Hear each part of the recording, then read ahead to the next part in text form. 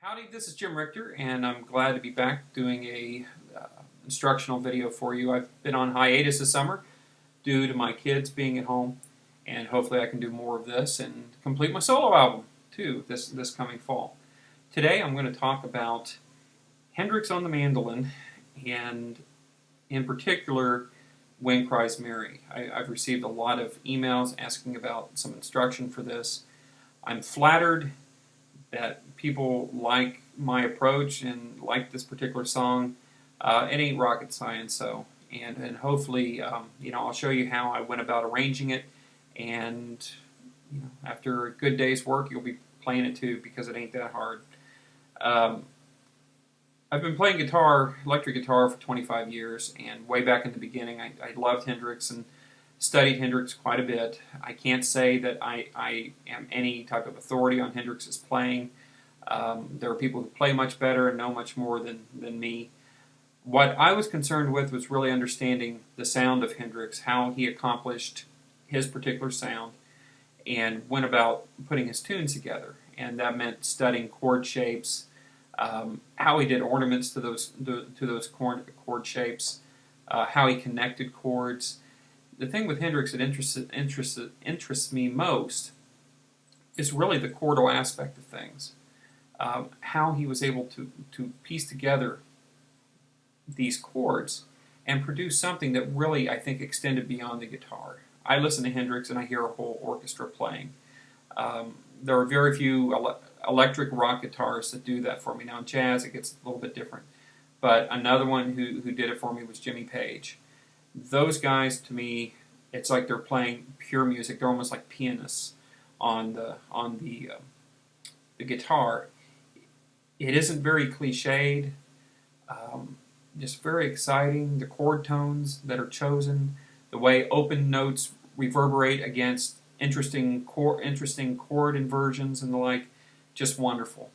I mean, I love Hendrix's soloing, but there are other people I would rather listen to solo.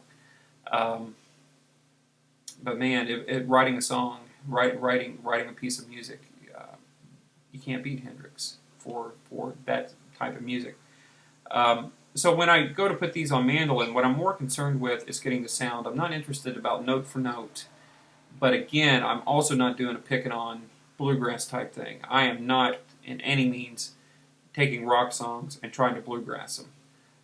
That's okay, and I've been in bands that have done it, but I probably don't love bluegrass enough to do something like that.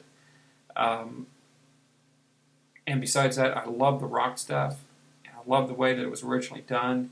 And so when I'm doing it, I'm trying to really think of how can I get that sound? How can I do something that's a faithful cover of the tune, and while simultaneously respecting the mandolin and trying to make it a mandolin piece, as well as respecting the original tune. And it can be a little difficult. In the case of Hendrix, though, things actually lay out pretty well. So what I'm going to do is I'm going to play through the tune, through the verse. We're going to ignore the solo part, and I actually didn't play the solo part correct on the little video. I forgot a particular passage, but I'm going to show you how to play the verse. I'm going to kind of show you the guitar version and how one is moved over to the other. And then we'll talk about chords, double stops, and arpeggios, because those are essential to this arrangement. So this is in the key of F.